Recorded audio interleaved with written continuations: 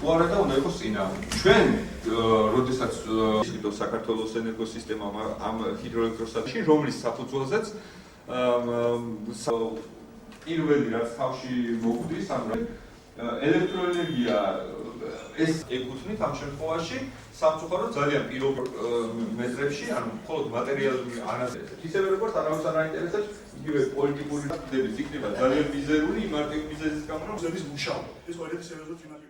ნებისმიერ პროექტს აქვს ზემოქმედება გარემოზე, თუმცა იმისთვის რომ ამა თუ იმ პროექტის დასაბუთება მოხდეს და გადაწყვეტილება იქნეს მიღებული, რომ ესა და ვთქვათ ჰიდროელექტროსადგური უნდა აშენდეს, ამისთვის ამ პროექტმა უნდა მოიტანოს გაცილებით უფრო მეტი სარგებელი, ვიდრე მოაქვს ზარა. მეწინააღმდეგებით ამ ჰიდროელექტროსადგურებს, არა იმიტომ რომ ჰიდროელექტროსადგურები არ მოგწონს, არამედ მიგვაჩნია რომ დღეს მდგომარეობით ის ზარალი, რა ზარალიც ადგება ქვეყანას ამ ჰიდროელექტროსადგურების მშენებლობით, ვერ წონის იმ სარგებელს, რა სარგებელსაც ელოდებით ჰიდროელექტროსადგურებიდან. არა გვაქვს სრული ინფორმაცია ჩვენ მით უმეტეს თურქების მიერ მშენებარე გეზებზე. ნორვეგიელები ცოტა იხსნებიან. ახლა საქმე რა შეიცით?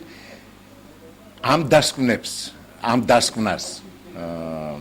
კი არა, ამ შენიშვნას გაასწორებენ თუ არა?